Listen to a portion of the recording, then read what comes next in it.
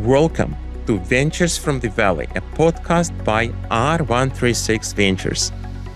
This is the show where we highlight the biggest topics in business and investment with some of the biggest experts in the space to help you learn how to grow your portfolio in venture capital. I'm Victor Orlovski.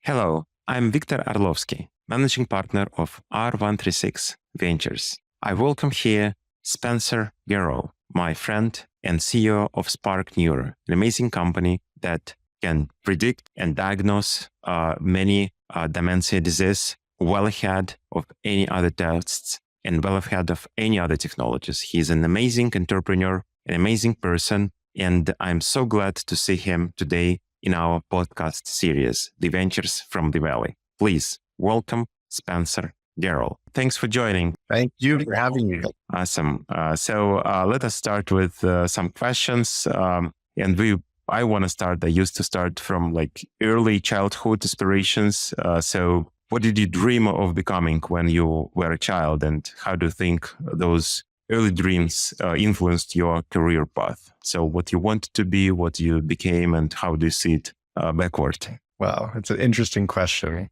I love that question. It lets people really think about what connects the threads of their life. When you asked the question, what came to mind immediately is that when I was a child, everything was an experiment. I remember that in my closet, I had this box of junk. I literally called it the junk box. And it was my favorite toy, was my junk box. And I just had old radios and VCRs, and the game that I would play was take everything apart and put it back together. But when you put it back together a little differently. And I remember, going through the kitchen and mixing every chemical I could find together and going outside and adding berries and leaves. And did you eat it finally, or mom and dad ate it? I'm still alive, which probably means I didn't eat many of the things that I tried to make. I remember one time I made something and I was making it in a styrofoam cup and it just burned through the cup. But it was fascinating. And it just is the thread in my life of being curious and wanting to explore things and try different things. And ultimately, the junk box was about building something and taking what exists today, but trying to turn it into something a little bit different. I think that's the thread that's continued through my life. Actually, you are very social now, you spent most of your life in marketing, right, and research and doing business with people, and you are very famously known for your TED Talks and your social activities. So have you been social when you were a kid? I mean, same thing. So you were kind of at the center of your kind of street parties.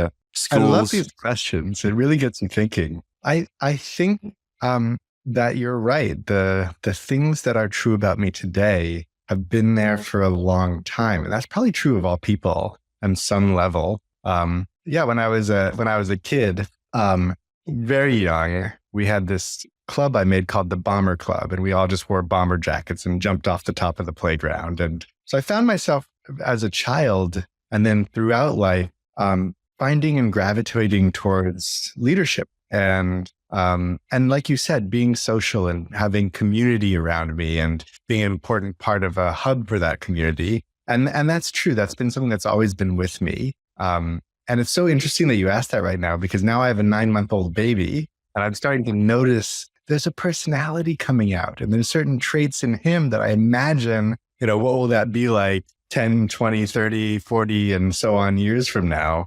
I think it'll be neat to observe whether or not those same traits I see today are true later. I think they were for me in terms of the things that you're bringing up. That's interesting. So yeah, sometimes we try to make from our kids what we wanted to be but didn't become, right? Something what like we dreamed to be, and that's what we are trying to expose to our kids. So do you want your kid to be a businessman, or you say no way?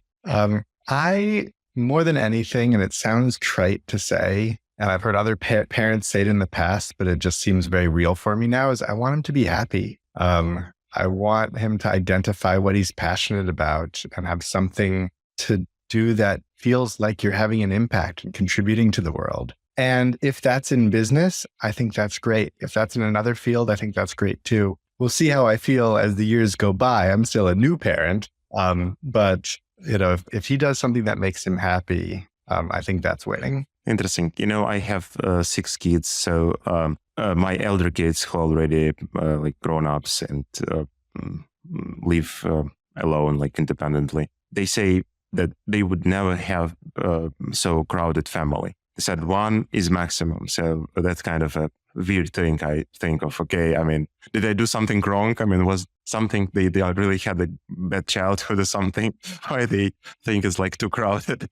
But that's the grass funny, is really. always greener on the other side. How old is your oldest child? My oldest is 24. Yeah, 25 24. this year. Yeah. So when your oldest is 34 and in a serious relationship and pondering kids, we'll see if they change their mind. Maybe. You never know. Yeah, I agree. So you started your career as a researcher, right? So and you spent quite some time in research. So what was that for you?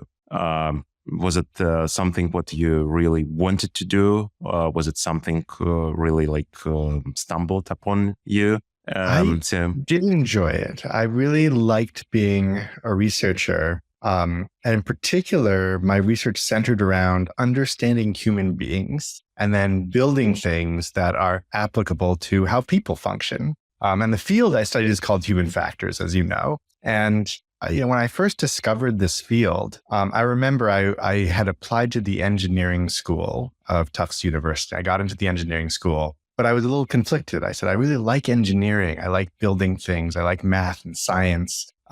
But I also am really interested in psychology and human behavior and how people function. So in the very first week before classes even begun, I sat down with Dean Knox, the dean of the engineering school. I said, hey, Dean Knox, I do like engineering. I'm glad that I'm in this department, but I'm really interested in psychology. What should I do? Do you have any advice for me? And she said, hey, have you ever heard of this field called human factors? It kind of combines the best of engineering with understanding human beings and cognitive science. And you might be interested in that. And I just felt like, wow, this field was created for me. So I was fortunate to discover that early and then have the opportunity to really go into a particular branch of research, which is about understanding how do human beings interact with the world around them? How do we perceive things? How do we feel? How does that influence our behaviors? And then how can we design towards that end? And that felt very fitting from me then. And still today, this is a huge part of how I think about what I do in my career. Interesting. So you started as a researcher and you quite quickly went all the way up to a managerial position. So how did you like it? So doing research is like you are engaged into something real. So managing people and doing business is kind of different thing. So did you enjoy this transformation? What did you learn from that? Do you want to become back to ever thought of becoming back like a researcher, not going further with your management abilities and management practice? Great question.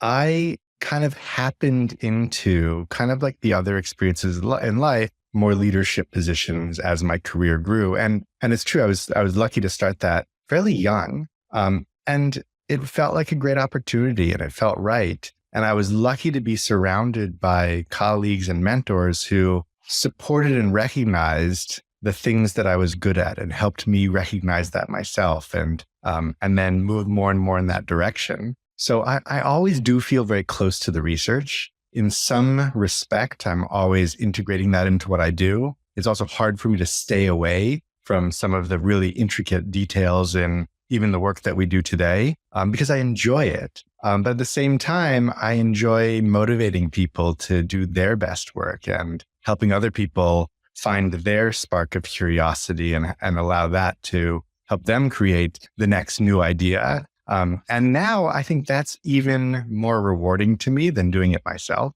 to watch somebody else's eyes open up and come up with something that no one's ever thought of before. That's the kind of thing that gets me excited. So I think I'll always sort of be a researcher at heart. But being in a leadership position, helping other people grow, that's something I've always gravitated towards and I really enjoy. Well, your field was defined as neuromarketing, right? So neuromarketing is a fascinating field. Eventually, I think that everything in marketing is about neuromarketing because it has to influence your brain, right? To enable you to make certain decisions, right? So McDonald's is a neuromarketing, right, with its like specific smell. Right. Sephora is a neural marketing with its lights and whatever, right? So, but probably you have your own definition of neuromarketing. So, what was that back then, and how it evolved over the time? So, yeah, today I'm not in neuromarketing because I'm really in the medical side of the industry. But for a long period of time, like you said, that was an area that I got very deep into and really built a lot of technology around. And what appealed to me about it was finding more and more ways to look at human beings, how we pay attention, what our emotions are, what we remember and don't remember, and find ways to understand that and change that. It's that pursuit of understanding humanity, how our brains work, how that influences everything we do. And then how can we design around that? How can we take part in influencing those behaviors, and hopefully for better and not good, or better and not evil. And it's that fascination that I really enjoyed. At the same time, however, marketing in general for me has lacked a sense of mission. In the days when I was focused on working with major brands, we did everything. We worked for, you name it, candy company, soda company, movie studio. But for a person who's always been inspired by getting into healthcare and trying to better people's health, eventually you kind of turn back and you say, wow, I spend most of my days selling candy and beer. And that's actually not good for anyone else. And so what am I really doing here? So I had a love-hate relationship with it because I loved the research side of it and the things we learned and the way that we were able to understand human beings and even understand how we influence people. But I also had a drive to do something that would be bettering humanity. Every industry has its place, but everybody has to connect with the thing that they're passionate about. And so that was part of the dynamic in the marketing world with me was how interesting is this, but also is there something more I can do that will make the world a better place? Recently I had a podcast with my friend Alex Mashrabov, who is now a businessman like you, started his own startup. But before that, he called his role a chief dopamine officer of Snapchat. So everything they do actually in business is trying to understand what would be like next mechanics that would help to release fast dopamine in their subjects and their customers, mostly kids and teenagers, right? So did you feel really sorry or guilty while trying to impose this fast and easy dopamine from your subjects by defining this new strategies, how to sell beer? I mean, whatever you sell, right? I mean, when you trick a brain, probably it's not something really fair. So do you see any problems with that? I did feel at times that this is a problem. And there was a line, right? We were approached by, I won't name the names, but major cigarette companies, big oil companies to do work with them. And there were numerous occasions where even if it was the biggest project we could ever do, I had to think about what are the ethics of this? Is this something that we're willing to do? Are we okay with marketing, the new vape technology to teenagers, even if it doesn't seem like that's what they're saying the goal is, it's what the goal was. And we were turned down projects like that because you have to draw a line somewhere. And at the beginning, I was very interested in persuasive design. And I didn't at first question the ethics of it. It was a part of the field that I helped to establish in some ways. And I loved it because it was so fascinating to me. Later in my career, as we saw technology evolve and we started to see, well, what really is the influence of social media on people? And how are we actually changing things in ways that can be detrimental to our kids, I started to question it. And a number of other things were happening around the same time. And that's when I decided to double down on healthcare and that part of the company and that part of the mission, because you're right, it didn't always feel great to be saying, well, we just figured out exactly what sound they should make in this ad so that people are craving beer enough that they have it in mind the next time they're at the grocery store and think of this one, right? That's exciting in certain ways, but it's not the mission I wanted to achieve on the earth. Interesting. Thanks for this very honest answer. Okay, so let's go to your story as a businessman. So you started your own venture, Spark Experience, right? It was called. What year was it, and how did you decide to start your own company? How did you kind of move? Was it you just woke up in the morning and decided doing this, or how this came to your mind? Or it was a long way before you said, okay, there is all pros and cons, and I have to start doing this business now on my own. Yeah, I wish I could say that I had a long time to think carefully and weigh the options, but it actually is more similar to the first example you gave, where I sort of woke up to one day and did it. And some of that is the foolishness of youth, right? I was very young. How old I was working in the human factors field. Sorry? How old you were? Oh, let's see. So I started my first company in 2009. That was already Spark Experience, or was it something different? That was Spark Experience. Okay. Which ironically, even today's company is called SPARK Neuro, but Spark Experience was a different company. Yeah. So, I was in my mid-20s, and at that time, the economy was just starting to crash.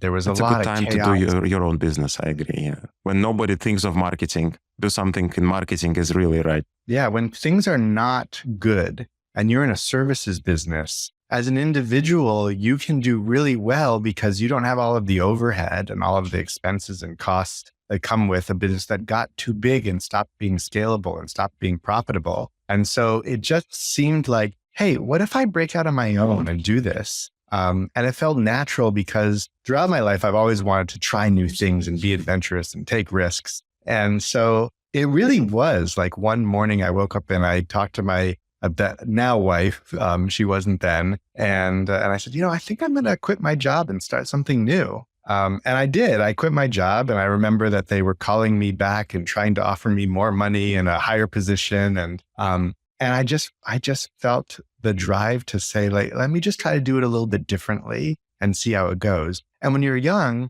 you don't have a lot of responsibilities, and you don't, yet have all of the same things to worry about. It's easy. That's right. It's easy to say, let me jump off a cliff. If I don't land, no problem. I didn't think that carefully about it. And here we are, and I'm still an entrepreneur.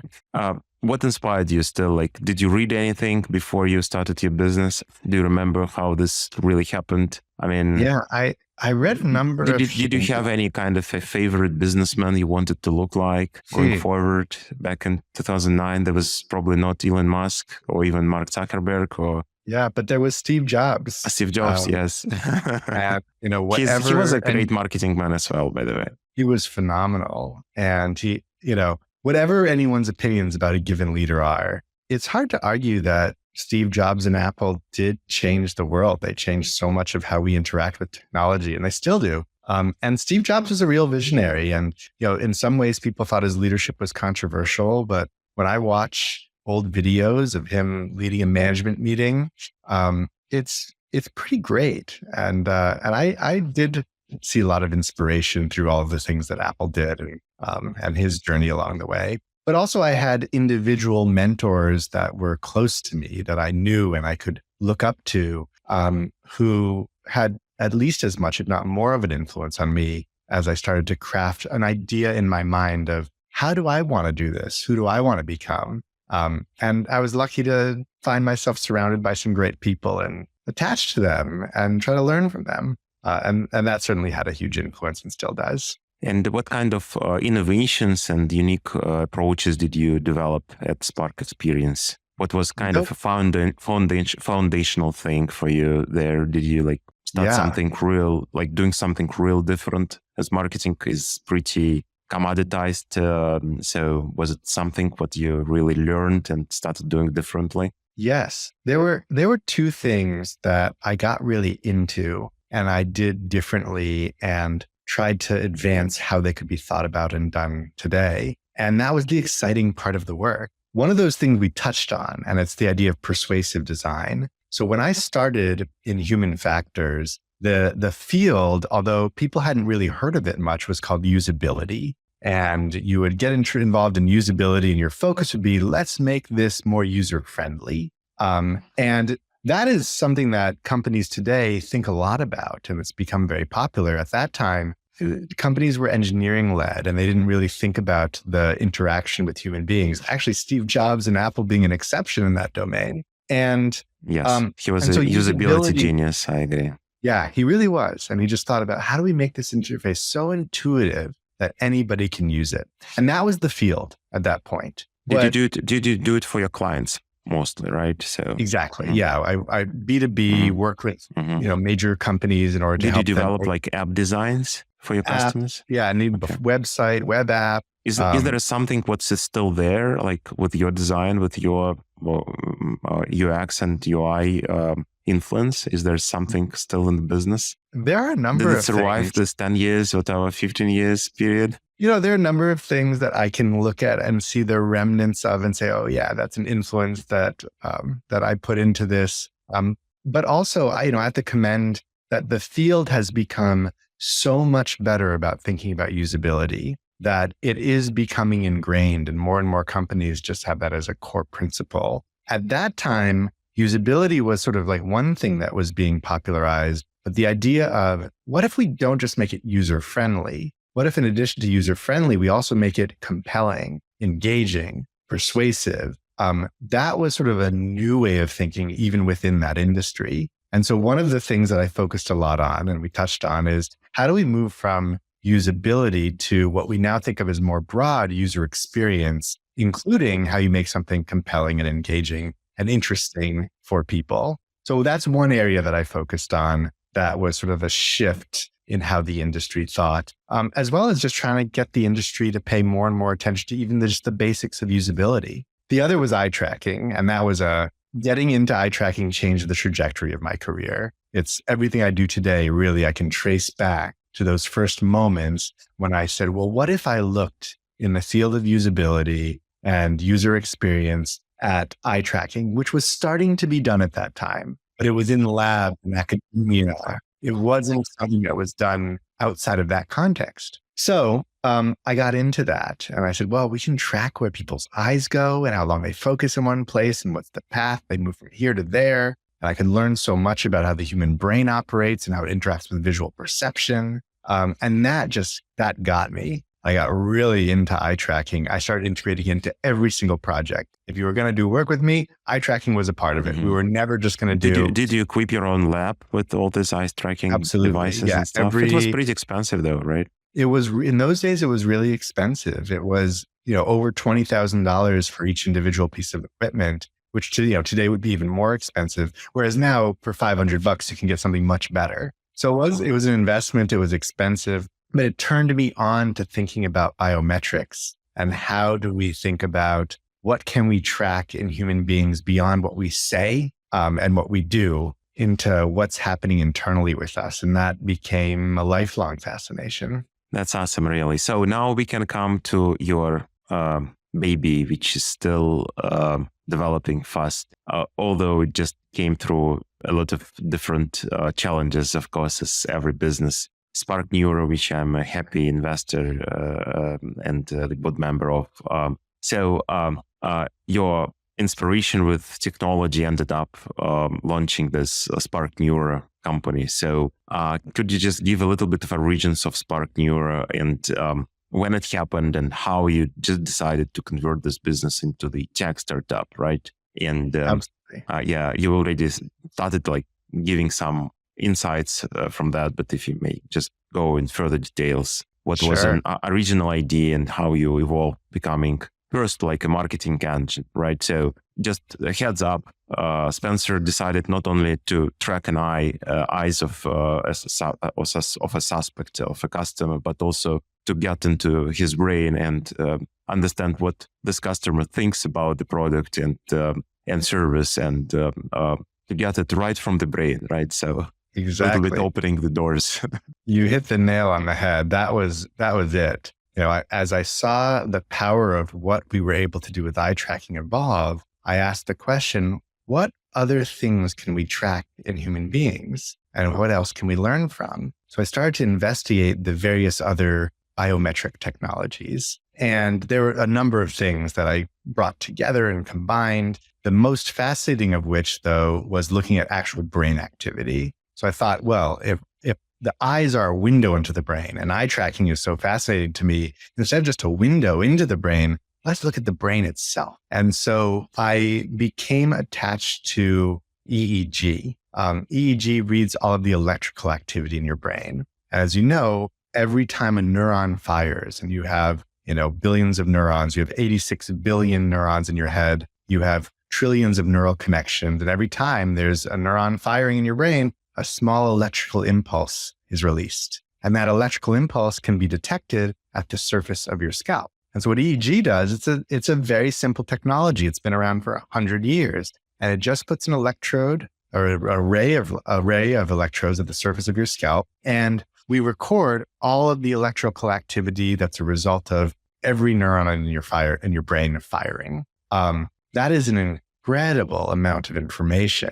It is a wealth of data. It is also ridiculously complicated. And the fact that it's so much information and the fact that it is really complicated, that's what drew me to it. That's what I said, I want to study this more. And I combined that with other biometric technologies too, galvanic skin response, heart rate variability, pupil dilation. So it was this whole journey of let me record all these things that were happening physiologically, and what is that telling us about people? And that was a big part of it, was just how fascinating it is to get to learn something like that.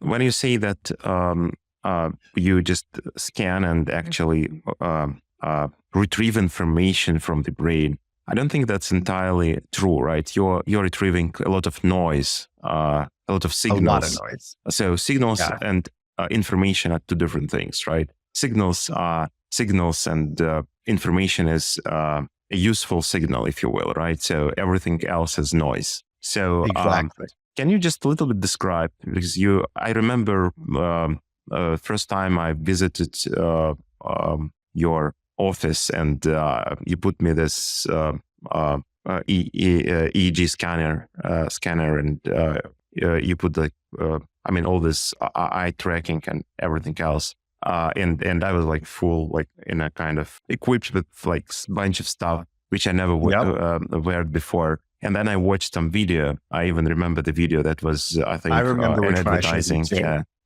was Nike or Adidas? Was something, you famous. I remember two things that you saw. You saw an Adidas ad, which was really interesting. And I also played you a movie clip. Oh, that was a movie clip, right? Yeah. And it was from the movie Crash. And I remember, I remember that meeting because it was Absolutely. the first time we got together. Yeah. And it was as you were making a decision about investing, and it was fun. It was fun to get to show you that, to hook you up to all this equipment and say, hey, here's what's going on inside your head. Yeah. That resonated with you. I was really very intrigued.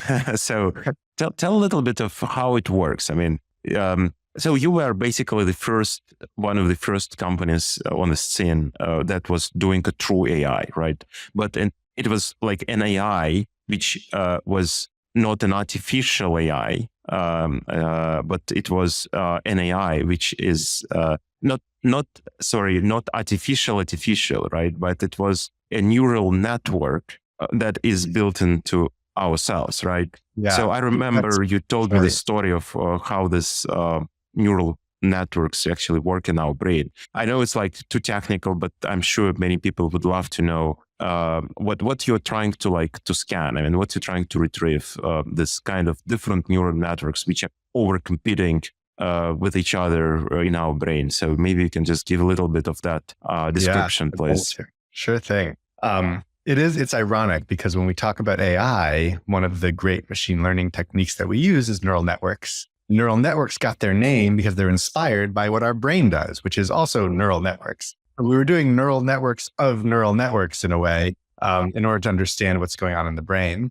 And there's sort of two sides to this coin. One is resting on the shoulders of giants in academia who've been researching this for decades and applying some of those principles, knowing even where to look. And the other is the AI side. And I really appreciate that you acknowledged we've been doing AI since the beginning. And there's really no other way to do this work. There is so much noise that for a human being to look at an EEG signal, we get millions of data points per second. No person can look at that and say, this means the person is feeling sad. You can't do that, but you can construct experiments where you train an algorithm to pick up on that information and learn, therefore, what is happening in our brains that correlates to different kinds of experiences or different kinds of conditions or diseases. And so the AI component is incredibly critical. In our work today, one of the things we do is we identify patients with different cognitive disorders.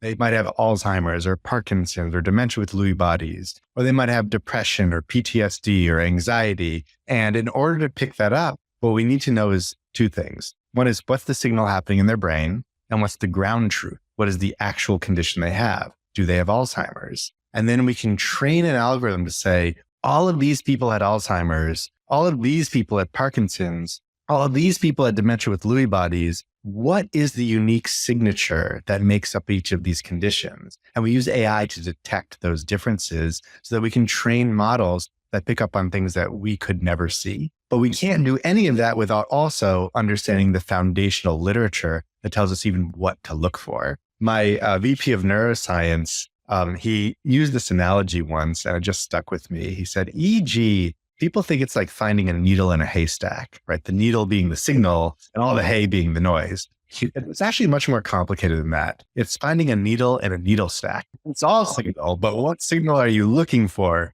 And how do you identify that? And that just stuck with me. And he continues to give me a lot of things that I get to learn from every day. That's really awesome. So you started, and we will come to what you're doing now, but you started with what you really knew well, marketing, right? So you were trying to adopt this new technology, trying to find brain signals, determining how subjects perceive advertising or movies. I remember you worked with very renowned customers like Netflix and a few others. We were also approaching Facebook and a few other companies, as I remember.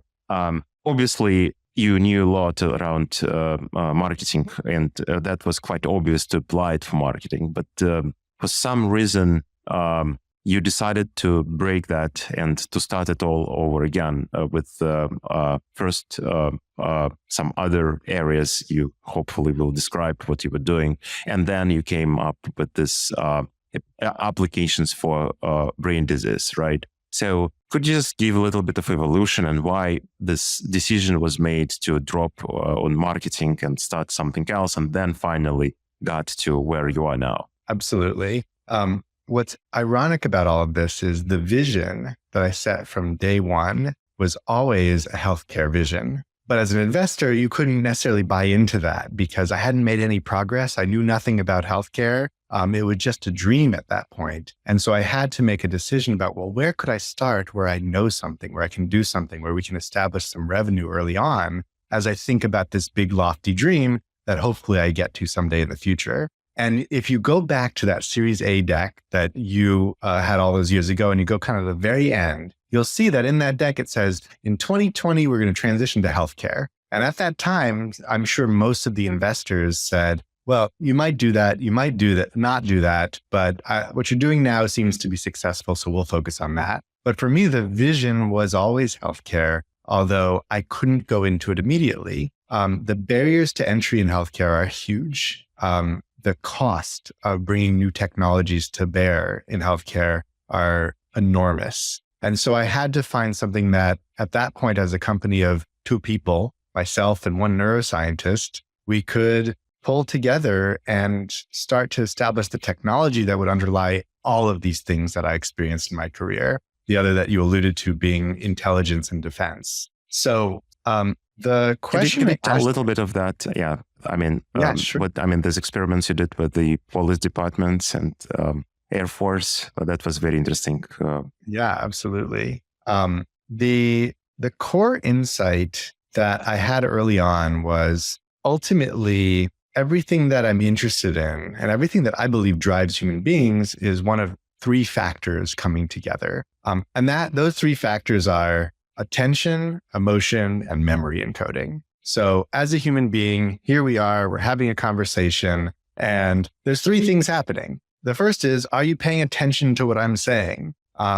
At some points, you become very attentive and you become captivated and you really start to, hear what I'm saying. At other points, you drift off. I start droning on too long. You get a little bit bored. Your brain goes somewhere else. And so how is somebody attending to information? That's sort of like factor one. The next factor was, how are you feeling about it? Again, at some points, you're bored, you're disinterested. Sometimes you're really engaged and your emotions are high and you're feeling excited or you're feeling scared. And that is another core factor that I was, so interested in. The other is memory. Later, you will forget about most of everything we talk about in this podcast, but a couple things will stick in your memory. And what are those couple things? So when I looked at sort of the mission of these various industries, I said, all of it comes down to, are people paying attention? Are they going to feel an emotion based on this? And are they going to remember it later? And that is certainly true in healthcare, right? We are a function of, are we able to pay attention to the things in our environment?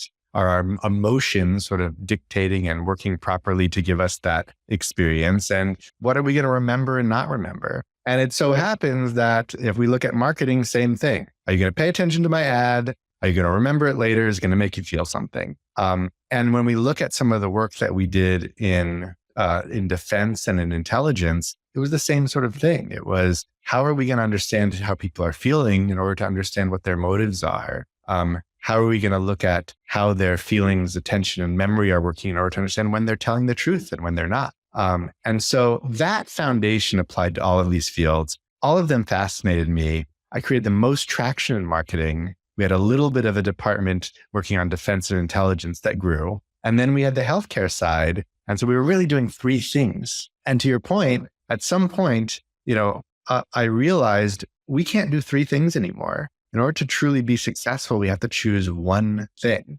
And I had to choose the thing that I felt both was the thing I'm most passionate about and the thing that would have the biggest market. And the combination of those factors just brought me right back to healthcare. And when you look at that deck in the Series A, it says by 2020, we're going to convert to healthcare. In 2020, we did convert to healthcare. And that's the thing that just is the area that I have the most passion in. And ultimately, it's a much bigger market than anything that I could dream of doing on the research side of marketing. So that's what came together. And then I remember the decision, and we had a board meeting and you were right there. I said, hey, we're going to drop these other things and we're just going to focus here. And I wasn't sure how that conversation would go. But I remember in particular, you were supportive. You said that in order to be successful, you have to be focused. And that was the core thing that we needed to really do. And that meant at that point, we had $500,000 projects with, you mentioned Netflix, with other major movie studios and television studios. And we had to stop doing those. COVID helped also because it was not safe to bring people to a movie theater and hook them up in person, a bunch of equipment. We had developed some really interesting technology in the intelligence community, but we could only have one customer. If we sold to anyone but the US government, that would not be permitted. Even though what we created was a technology, it was classified under the same regulations that weapons are classified under, which meant it is illegal for you to sell this to anybody else because you were funded by the US government to do it. And it's cool work. Like fighting terrorism is awesome, but it wasn't the thing that I was most passionate about, the thing that I felt was my purpose on earth. And for somebody else, it might be the most exciting and mission-oriented work that you could ever imagine. For me, I wanted to solve what I think plagues all of us, which is what goes wrong in our brains and how do we keep our brains healthier? Actually, I remember one of the branches of applications we discussed was also using it this technology to really create like best teams, right? To fit people all together. in the right way. And we approached a few companies in the Silicon Valley, including, I think, Meta back then, Facebook. Yep. And I remember the pushback from HR department, HR heads. Look, I mean, if you put another like piece of equipment on our employees, they would just definitely sue us for just getting our thoughts and stuff. Like, I mean, nobody really wanted to do it. That was really fun. Like, how people really are like afraid of wearing something on their head, but can potentially read their brains even for their own benefits, right? So people really don't like it. So probably doing it for people who are sick with our dementia disease is much a better way to apply it, because people have basically no choice. They just need to get diagnosed, right? Right. Yeah, that's, there's the lesson of product market fit right there.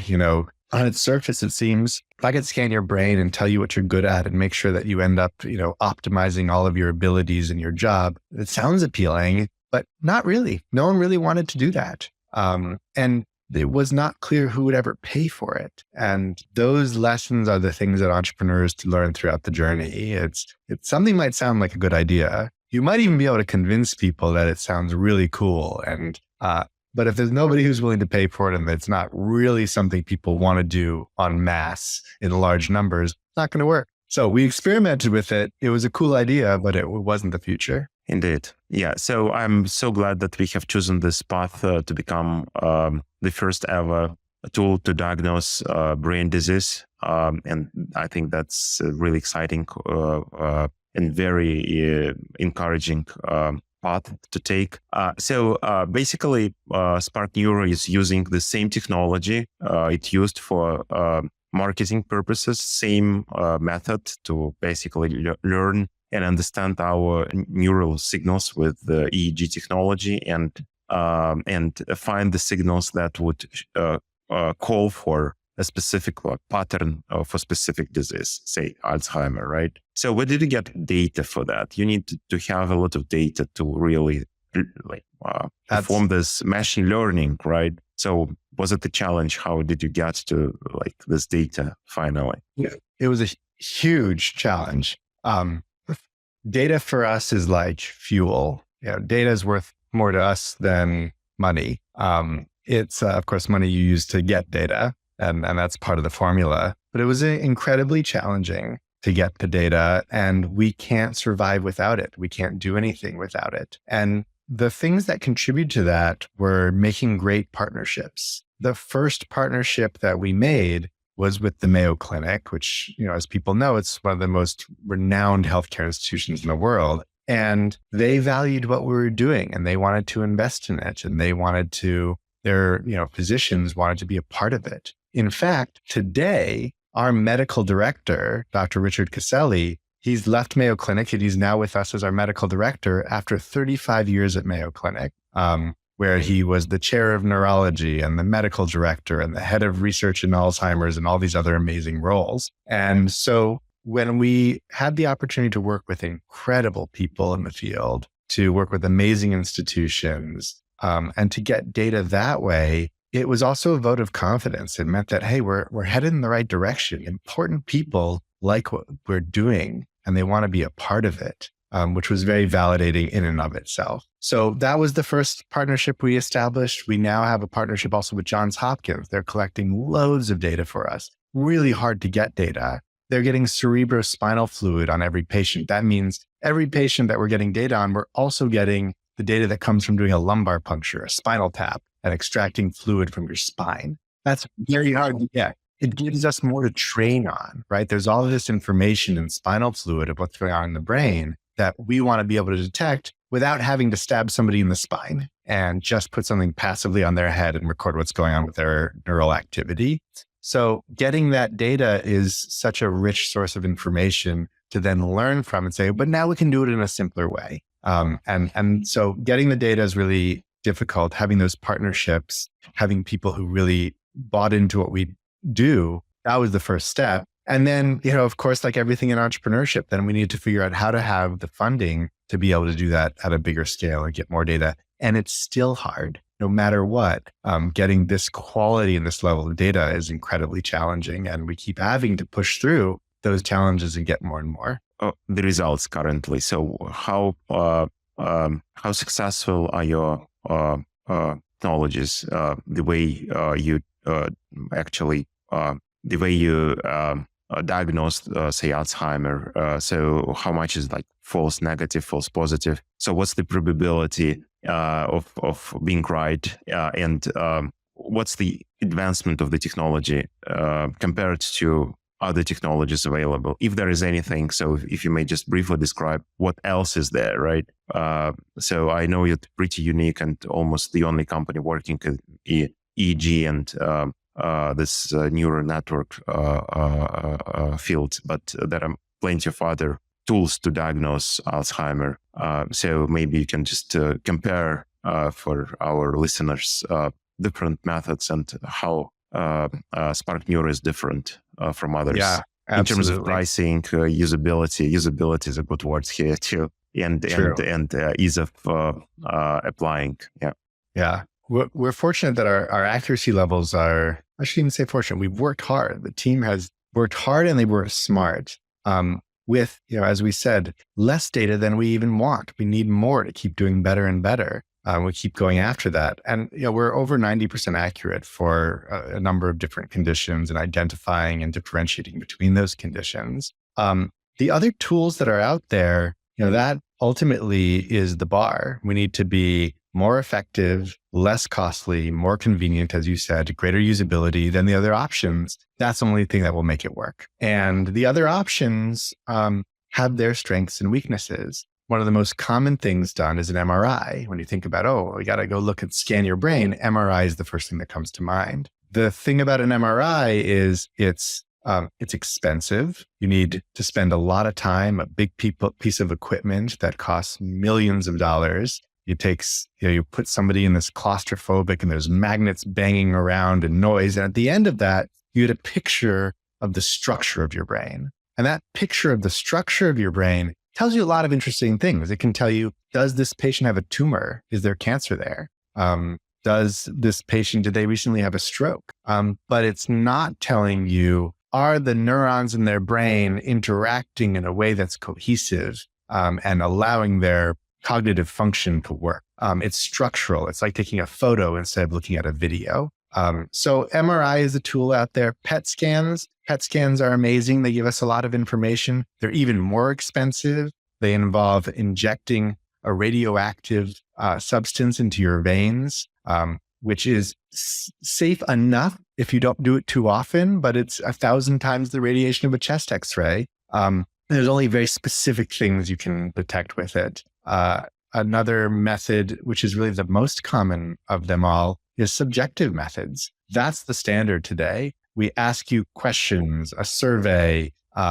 We ask your family members questions, and that's Really? what is done. How accurate is this method to diagnose Alzheimer? It's incredibly subjective. That's the problem. And it's an important piece of the formula, but can you imagine it's the same problem we dealt with in marketing, right? The alternative to what we did was, let's run a focus group or an interview and ask people questions. And you learn from that, but it's biased no matter what, depending on who you're talking to, what their background and history is. And the same thing is true if you go to somebody and you say, I want to understand, does this person have dementia? Well, let's interview them. Let's talk to them. It's going to be subjective based on the person doing the interview, the instrument being used. So it ultimately can't be completely accurate.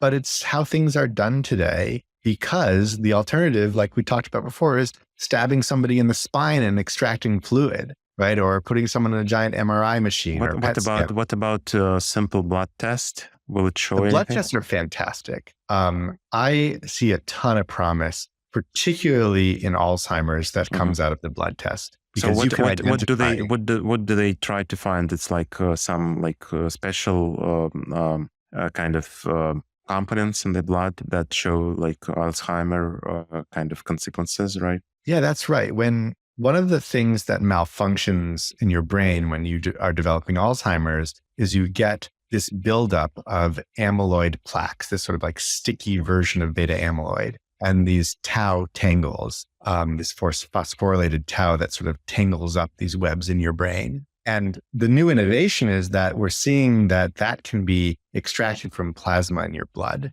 And that's pretty powerful because it does mean that it's more effective than some of the, or at least less invasive than some of the other methods that we're using today. So the value of that is it can be pretty disease specific for Alzheimer's in particular, but it can't tell you the level of cognitive impairment before we even start investigating what disease is this? Is there mild cognitive impairment or dementia? Is there a problem in the first place? So I think it's a fantastic tool. I'm very glad to see it advancing, although it's not available yet in prime time. It's getting there. And it's a great tool in the arsenal. We come before that.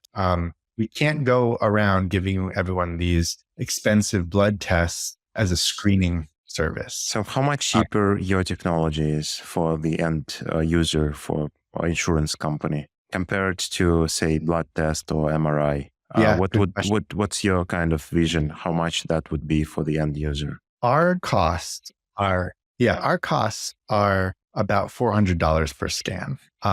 The cost of an MRI is in the thousands. The cost of a PET scan is in the thousands. Blood tests as well right now are around $2,500. So the costs are incredibly high. We have designed our technology in a way that it can be reimbursable by insurance, which is sort of like one of the first hurdles. And we have a very particular application in the Medicare and Medicare Advantage business model, which allows it to be really cost effective and actually quite profitable for companies to invest in doing it this way. And, to your point, it doesn't matter how good or bad a technology is if no one wants to pay for it, and if you can't get it to be at a cost that's reasonable to be paid for at scale. So the ability to do this at a cost which is enough for doctors to make some good money, enough for insurance companies to make some good money, but low enough of a cost for it to be scalable, that's kind of the sweet spot that we're hitting. So basically, you can diagnose like every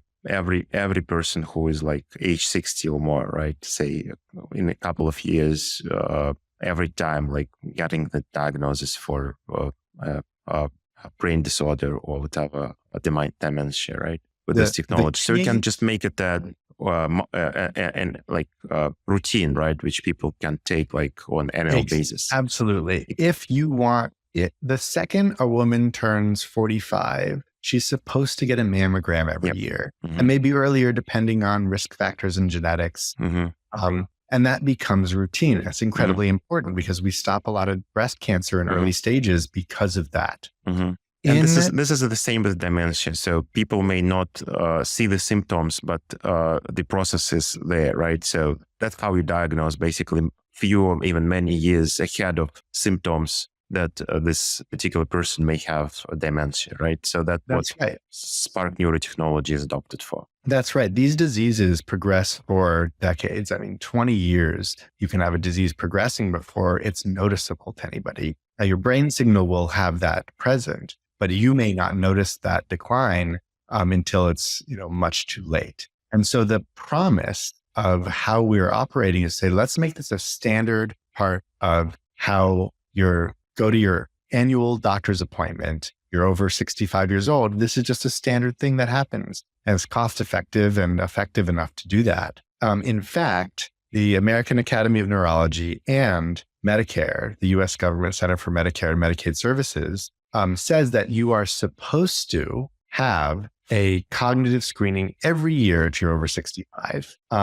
Most doctors, 94% of doctors say, yes, we agree. Like this is something we should be doing every year. But only 47% of primary care physicians actually do it because they don't have time and they don't have the expertise, and they have a 15-minute appointment and they have to figure out how to learn if you have diabetes and hypertension and high cholesterol all in the same 15 minutes. And so it's just not being done today. There isn't an effective and efficient way to do it. So what's happening is that dementia is not being diagnosed. It goes undiagnosed 40% of the time minimum. The range of the estimates are 40 to 60%. But if we just take the low end of the estimate, almost half of the people with dementia are not being diagnosed because we don't have an effective means to do it. That's a huge problem for patients, for families. It's also a big business problem. It's also something that will stand to bankrupt Medicare if we can't address it more effectively, because we have the baby boomer population, the biggest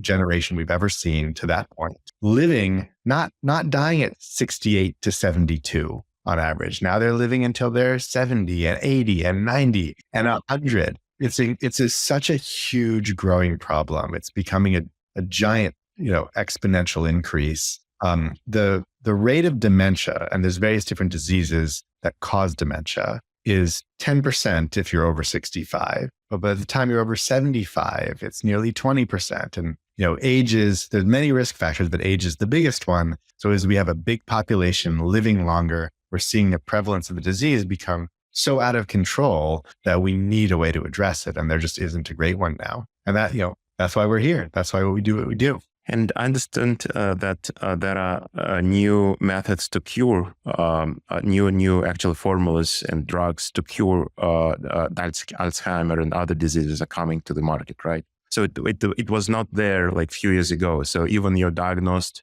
with Alzheimer, you could not do much, right? Because there is no any kind of medical formula or whatever to cure it. Now there are more and more drugs coming to the market, right? That cure this disease, right? And many others. There are finally treatments that help. So far, there's no cure, although I am really excited about some of the progress that we see in the field. Recently, just in the last few years, there are now 2 FDA cleared drugs for Alzheimer's. There was almost a third, but it was a big mess, a debacle. And those treatments help. They reduce the rate of cognitive decline by about 30%. They also come with risks. They're not a cure, but it's amazing progress. We had 20 years of research in Alzheimer's drug trials, expensive, big drug trials that looked promising, that never worked. And finally, we're seeing the first couple drugs approved. And there's a lot more in the pipeline that's going to be a lot better than what we have today. So that is one of the most important reasons to be focusing on this problem now. We finally have more opportunities to address it, more coming. And we haven't had that in the past. There are also things when you catch it early enough that you can do to help slow the decline or even prevent it. One study, actually a couple studies, say that 40% of dementia can be prevented or at least delayed with modifiable risk factors that you can do in everyday life. And it's, that's stuff we should be doing anyway. Right? We should eat healthier and we should sleep better and we should exercise more. And everyone probably knows. If you're already diagnosed with the early signs of Alzheimer, you would do it with much higher probability, probably. That's the key. Is we need to tie, as we talked about before in persuasive design, what motivates people. Behavior change is hard. It's hard to get someone who's never exercised well to start doing it every day. But when you are faced with the thought that you could lose the essence of yourself, your memory and all of the functions that your brain does, that's pretty motivating. In my own personal experience, my wife, when we were looking to have kids, one of the things you do is you do genetic testing. And as a result of the genetic testing, we learned that my wife carries the genes that make her at a very high probability, almost guaranteed to someday develop Alzheimer's. Pretty scary thought. And, there's certain genes that are such a high risk that basically having these genetic types say that if you live long enough, you're almost guaranteed to get Alzheimer's. My wife has the best memory, literally, no exaggeration, of anybody that I know. And she's one of the smartest people of anybody I've ever met. And to think that she is sort of, you could argue, predestined to develop this condition over time is incredibly frightening. And that's one of the things that motivated me in those early days of making a decision of where to focus of, this is going to affect all of us. It's going to affect me directly. It's going to affect my family directly. But that also motivated a lot of change. How do we eat and exercise and what are we committed to? And also, what do I do for my career? What does she do for her career? How are we going to change that and have an influence here? And so, that can be a big motivator. Good motivators indeed. Yeah. So coming to like future plans, I know that you are in FDA process, right? So you're getting your FDA approvals and hopefully you will get through this. You're on a good track. So how you envision, what do you think of the company being like in 5 years, what it's going to do? financially, and how will it operate from the product perspective? So what you're gonna do? Say Absolutely. 5-7 years from now? Well, we just recently, a little less than a year ago, received our first FDA approval, which is a huge milestone, right? Because it means that we can actually start marketing what we do, start getting it out into the world. And the benefit of this approval that we have right now is that it's broad. We can screen for cognitive impairment in general, which includes just screening for dementia, the way we described. So what the future holds for us is that this will be a standard part of everybody over 65's annual checkup. And we have had to make inroads and a business model to support that vision. And now it's time to scale that and commercialize that vision, where we can get to a point where everybody over 65 across this country and eventually across the world will be exposed to our technology in order to understand early if there's a problem and make sure that therefore that problem is paid for. And that's kind of the key thing here is, how do we not just identify the problem, but ensure that there's the economics behind it to make this change possible? What about younger population and other disorders like ADHD, other brain disorders, depression, which is also a disorder? So is technology capable of detecting reliably this kind of diseases or disorders? Yeah, the vision for the company is to be able to detect any brain-based disorder based on the same scan. And what we talked about early on with EEG is that the signal is there. As we said, there's millions of data points. There's so much to take apart that we can potentially diagnose any brain-based condition, ranging from ADHD and depression and anxiety and PTSD and dementia with Lewy bodies and Alzheimer's and Parkinson's, and really the whole gamut with one scan. And the hurdle to get there is what we talked about, quality data. So if we have a big enough training set that's high quality data where each patient is labeled and characterized completely and accurately, then we can train our models to pick up on any brain-based disorder. That's really the key to this all. You should be able to go to your doctor at any age and understand, how is my brain doing? What do I need to do in order to make that optimized? And how can I measure that change over time? So it starts with the dementia causing diseases like Alzheimer's and the other diseases that underlie dementia. And then it moves into really anything that we have the data to focus on and then sort of choose to put our efforts towards.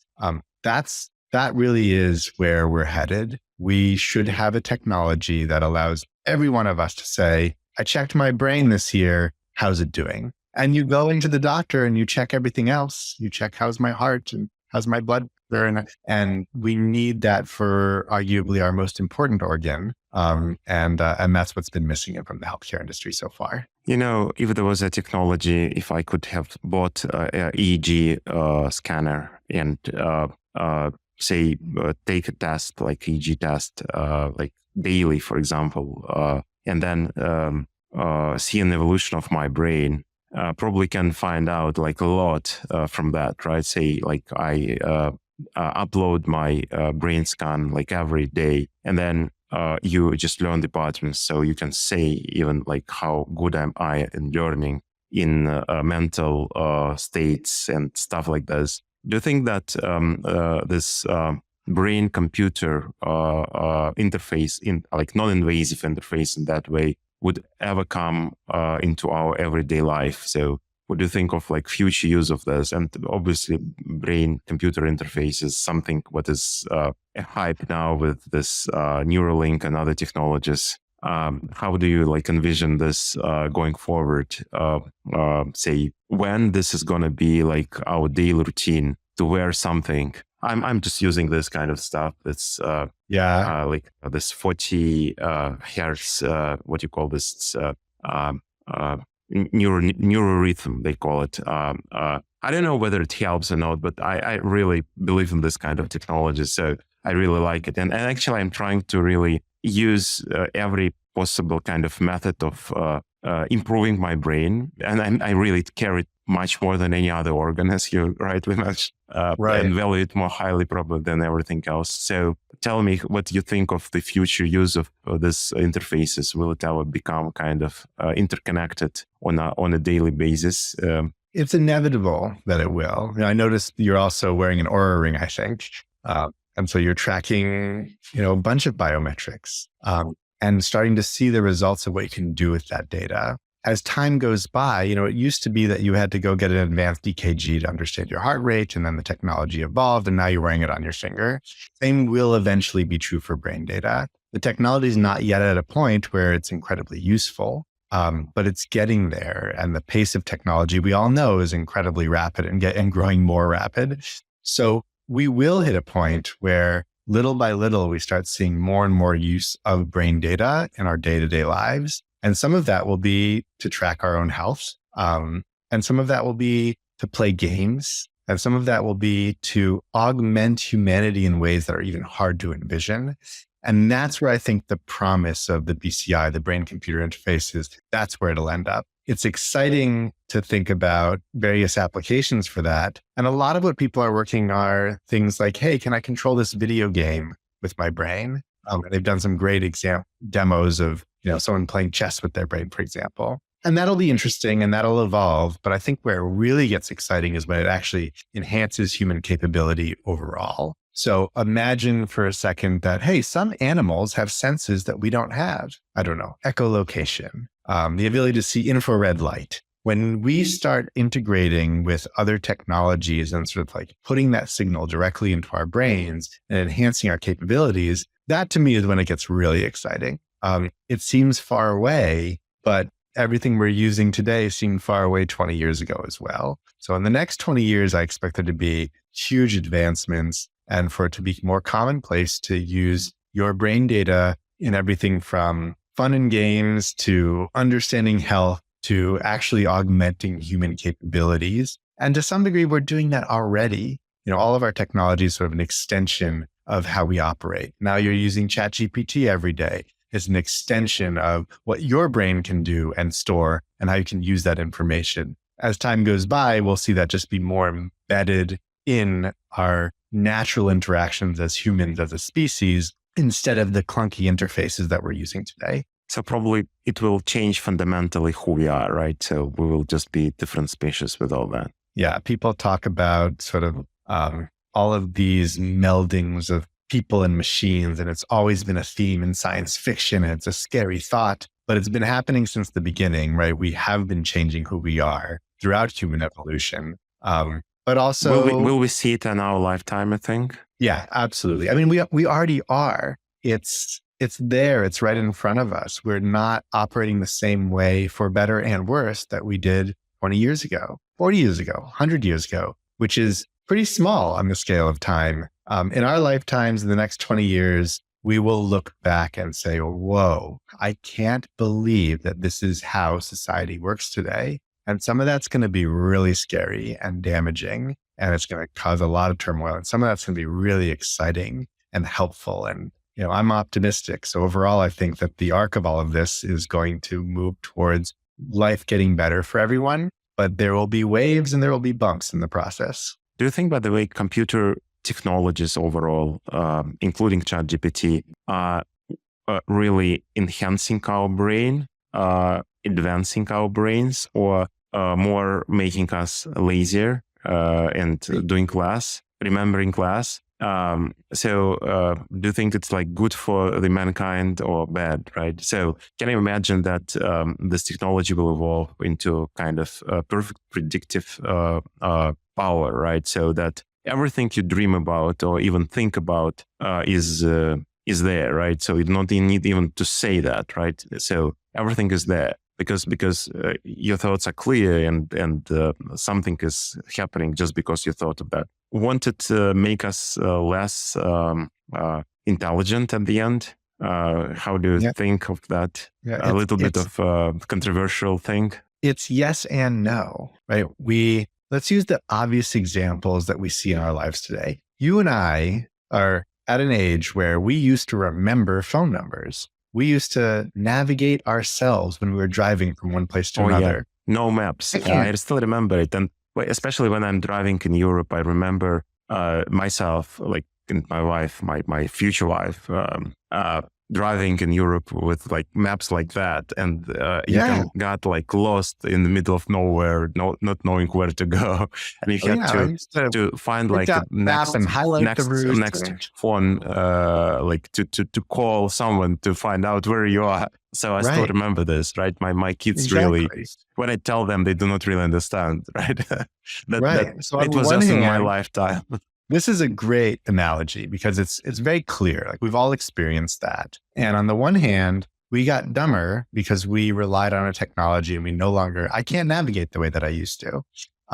My brain doesn't even have the challenge of trying, which you could argue is a bad thing. Also, we've offloaded that responsibility from having to be something we focus on so that we could focus on other things instead. And that is what will be the push and pull of this throughout all of the future evolutions of technology, including brain-computer interfaces, where in some ways, yeah, we're going to get less capable, but in some ways, we're going to free up resources to allow ourselves to be more capable in other ways. Your brain has a finite amount of attention, memory. There's only so much you can do. If we offload more and more of that, you're making room for doing other things. The key becomes, is it the right things?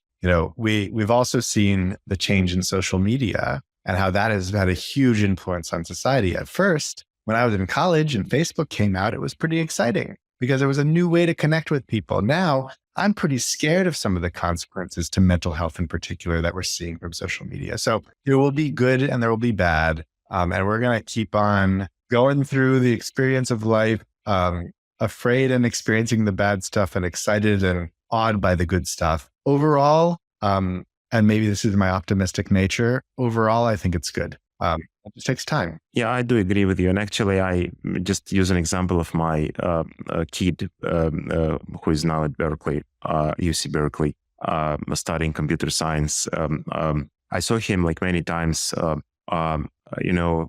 like listening music in headphones, but in a way that I hear it in like 2 rooms from from where he was like sitting. And he was also chatting with friends and watching some video game. And I just knocked his door, asking to make the sound, the volume less. And he said, "Dad, I'm just taking my math exam." I said, "Come on, I mean, don't kid me. I mean," and I just looked into his screen, and indeed, he was like taking this exam.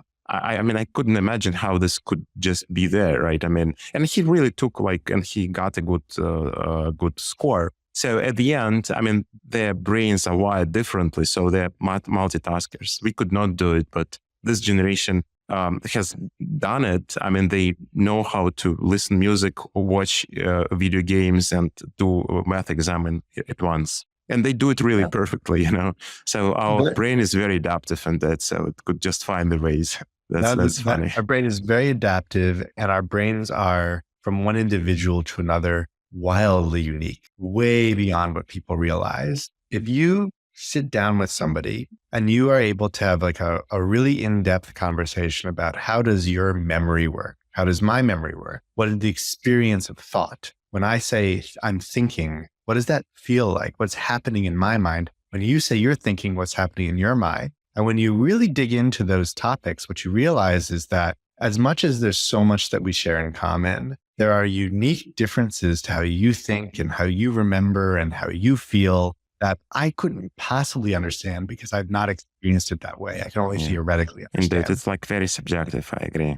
And to me, that's the beauty of the world. Like everyone is, sees this world in his own way. Yeah, exactly. And I think to recognize that is very freeing, because you can recognize that my brain is different from your brain, and each of us can leverage our unique brains in the way that's best for us. And when you gave the example of your son and his math exam and listening to music, his brain is also just unique from how yours works. And so something that you can't imagine being possible or productive may be exactly what he needs. And it's really hard to know and it's hard to understand, but that's why the field of brain science is so fascinating. It's absolutely, to me, the biggest mystery on earth.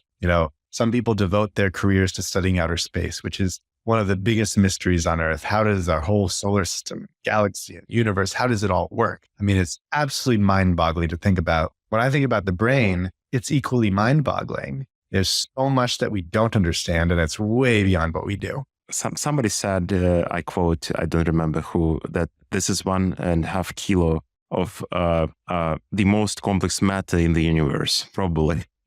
Absolutely. That's our brain.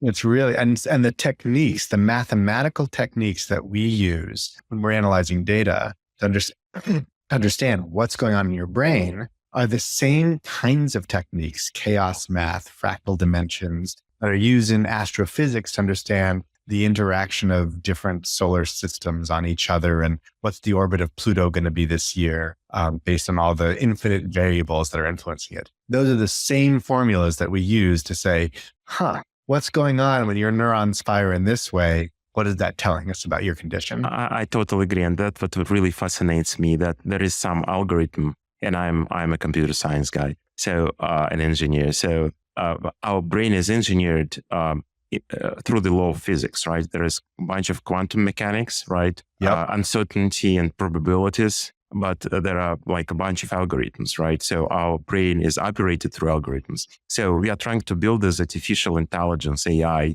Gen AI, in a way our brain works. But we don't know how it works, right? I mean, we know that there is something happening, right? On a chemical level, on a electromagnetic level, but we don't know exactly what are the formulas built, right? So at the end of the day, the math is the math, right? The math is not subjective, it's just objective, right? So, but we don't know how it works from this algorithm perspective. That's why so we're it's trying so to find it out in an artificial way, in a way like to apply the same method without like really knowing how it works. So that's kind of, it's mind-boggling. Kind of It's so deadlock exciting for me. So, I mean, that's probably the most interesting thing to find out is how what's the algorithm or a bunch of algorithms, equations, if you will, that are governing our at least thought process, right? You want to know a little something about our secret sauce and what the math looks like? I'll give you a couple insights into that. I mentioned that, let's say you were in the study of astrophysics. One of the core tools you would use would be chaos theory. You're looking at a system that is so complex that regular math doesn't do the trick, right? You need a different kind of math that evaluates complexity in a way that you couldn't possibly do. That's what we're doing when it comes to understanding brain activity too. We're looking at fractal dynamics, the ways in which patterns repeat themselves over and over and over again, and what that tells us about the complexity of a system. And it allows us to generate algorithms that are far beyond what we could do with just general traditional math. And those kinds of things are what allows us to be accurate. If we just were looking at what most people look at in EEG, alpha waves and beta waves and theta waves and, the different proportions of those things, it's too simple to answer the questions that we need to answer. So we look at a much more complex set. And as we continue to learn and try new things and experiment and break things and see what works and doesn't work, we keep on discovering new ways to analyze the data. And like you said, this discovery, like what is the algorithm? And I love studying quantum physics because I think it's inspirational. It's so fascinating. It breaks your mind sometimes and you get it. And then you think about it a little deeper and then it breaks again because you just can't quite fathom a certain aspect of it. And that kind of thinking is what I look at our science team and the way that they operate and things they become expert in. That's the secret sauce. It's understanding how regular old math isn't going to do it, but what are these advanced techniques? What is being done in other industries and how do we apply that here? Yeah, that's really very, very encouraging and interesting indeed. Okay, so Spencer, we have to wrap up now. So there are two more questions, personal questions, if I may ask. So I know you have a 9-month-old baby, right? That should take a lot of your time. So how you balance your work life environment and could you advise hardworking entrepreneurs like you and like innovators how to manage work-life balance the best way. I'll ask it on purpose because I can't manage it really well. So I'm None of doing us it really can. badly. So and I just need to learn from people like you.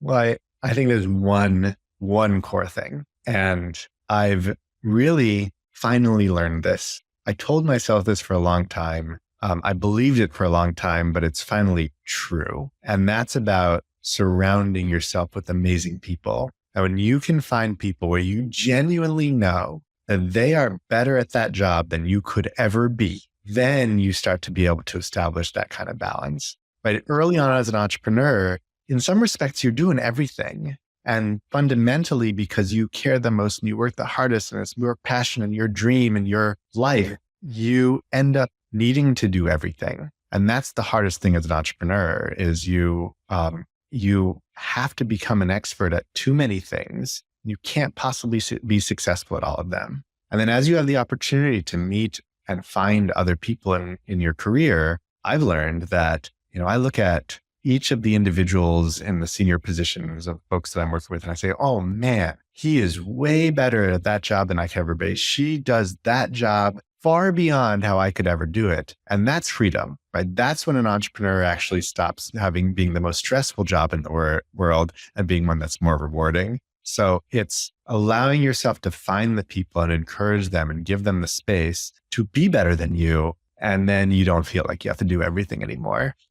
It's always going to be a challenge, but that to me is the biggest secret. My second question was an advice to entrepreneurs.